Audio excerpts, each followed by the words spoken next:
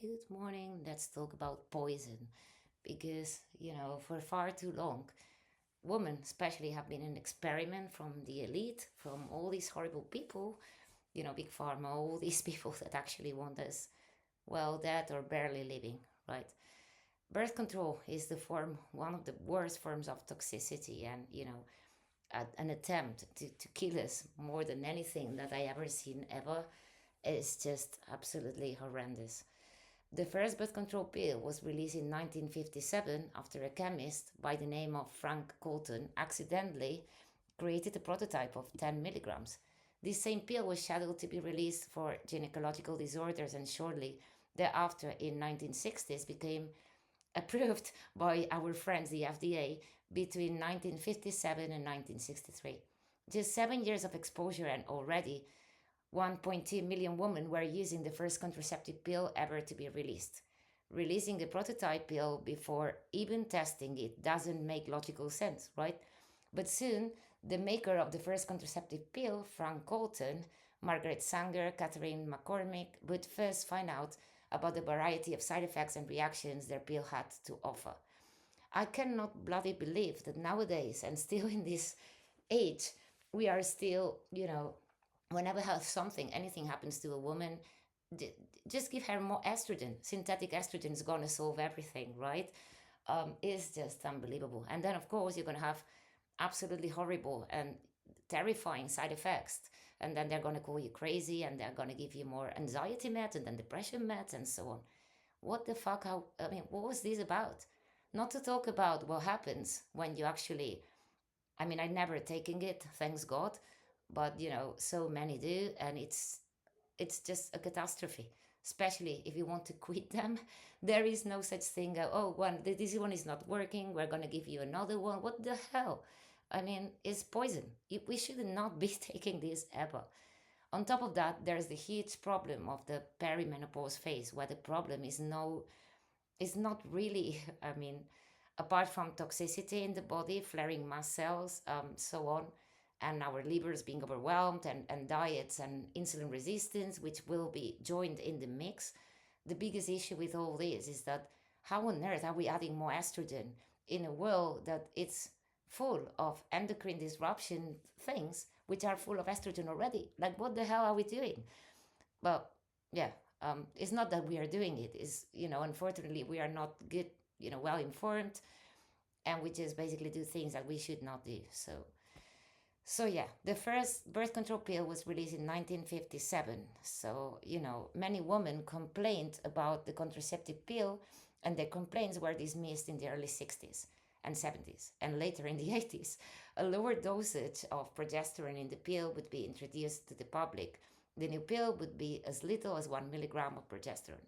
But then take in mind, this is not bioidentical progesterone. This is a progestin, which is once again mimicking estrogen. So it's just unbelievable. I don't have a clue how on earth. Uh, I'm not like a full-on feminist at all, but in this sense, in this matter, in how the medical system treated us, it treats everyone badly, right?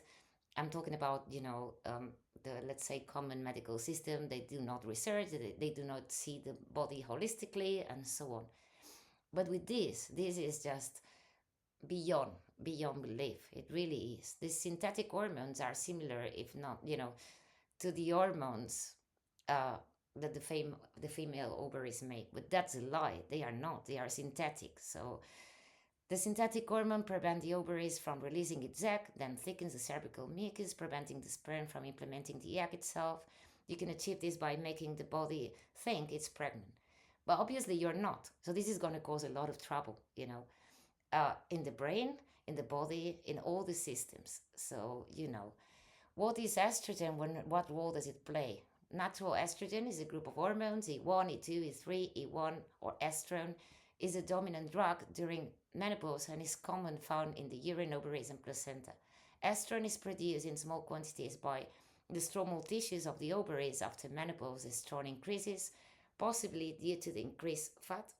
The more estrone one has, the higher risk of breast cancer. Well, yeah, but the thing is, on the perimenopause phase, there's also a decline on natural progesterone. So the estrogen or the estrogen dominant situation, especially with inflammation, that is gonna make your overwhelmed liver and gallbladder cause even further problems and other problems with mast cells and histamine, especially with women with already inflamed chronic diseases, which are not chronic, are, but you know what I mean. So yeah, the synthetic progestin in oral contraceptives will often cause your ovaries to stop producing natural progesterone because it recognizes the synthetic progesterone being flooded into the system. This shuts down, causes an imbalance resulting in more estrogen and no progesterone at all, which we lack of. We need bloody progesterone, and the problem, like I was explaining in the adrenal fatigue video, is that when we are running on cortisol and later on we crush this cortisol and we have to steal it from pregnenolone, which is like the main hormone, we're gonna lack progesterone as well. So in this world full of estrogen, and on top of that, women taking this, like, stopping their own production of natural progesterone, imagine what's gonna happen. It's like a catastrophe in your immune system, in your health system, in all the systems. So what happens when you have no progesterone? As you know, progesterone balances the actions of estrogen. If you are deficient in progesterone, your hormones are likely imbalanced and you will experience premenopause and menopause and symptoms and histamine problems, because estrogen makes, histamine rise, and again, histamine makes estrogen rise. So there you go. Whether you have Lyme chronic disease or not, if you are trapped in this loop, which is extremely common nowadays, you're going to find yourself in this situation. Remember that progesterone is a calming hormone. So, without this calming hormone and the one that stops the mast cells from flaring as well, acting as an antihistaminic, your nervous system's going to be fright. You're going to react to all the problems. You're going to have rage. You're going to have panic, anxiety, depression. And guess what? Our lovely friend, Big Pharma, then is going to give us anti-anxiety meds, whatever the hell it is, which, again, thanks God I never done, but I've been through hell in a brutal other way. So whether you are being, sick with all these conditions, or you are in this perimenopause phase and they tell you this, please research. Please do not fall into this trap. You can actually take things like bioidentical progesterone, which is great, which is gonna help as well. But also, if you want to win off of this poison from hell, you can also use bioidentical progesterone, which is amazing. But also remember, obviously, you need to change your lifestyle. You need to,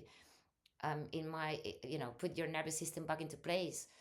It's a very delicate communication between your brain, your adrenals, your ovaries, and this HPA, HPG axis needs to be in order for these cycles to function.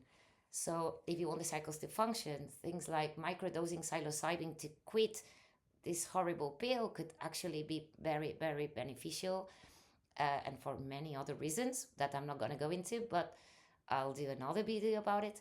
All the things you can do, your diet, be aware of insulin resistance, because that's going to be flaring your histamine, therefore flaring your estrogen, and being in this loop from hell. So yeah, so I don't know what else to say. So how can I stop this and replace my progesterone, right? Include more protein in your diet, with no antibiotics and growth hormones. So basically organic if you can, as much as you can, because all these hormones are gonna affect you. Plastics, stop it. Like, plastics are mimic estrogen. So imagine in a planet like that, what would happen? Oh, there's smoke coming out. Hold on. It was a bit smoky here. So yeah, what else? Consume whole grains, fruits, vegetables, but beware once again of insulin resistance, and create for me, a keto paleo diet is actually what would work, actually carnivore. And yeah, take physical activity as much as you can, not over exercising either, but we always talk about equilibrium. Everything in the body, in the world, in nature, it's about equilibrium. So exercise helps balance hormones, increases libido, and so on. For those after menopause, again, you can use bioidentical progesterone. So, but then again, pay attention to your liver as well, because liver is what's going to filter your hormones and bile. So you need your gallbladder and your liver working, which is going to help your gut, which is going to help your overall system. So it's the whole system, it's the pancreas, it's the gallbladder, it's the liver. Obviously, not getting exposed to extra estrogens in the environment, either from plants or from plastics and so on, endocrine disruptions of all kinds. And yeah, I mean, this is how delicate we are. I believe women are like the detector that there is something incredibly wrong in this planet, and we are just basically falling apart.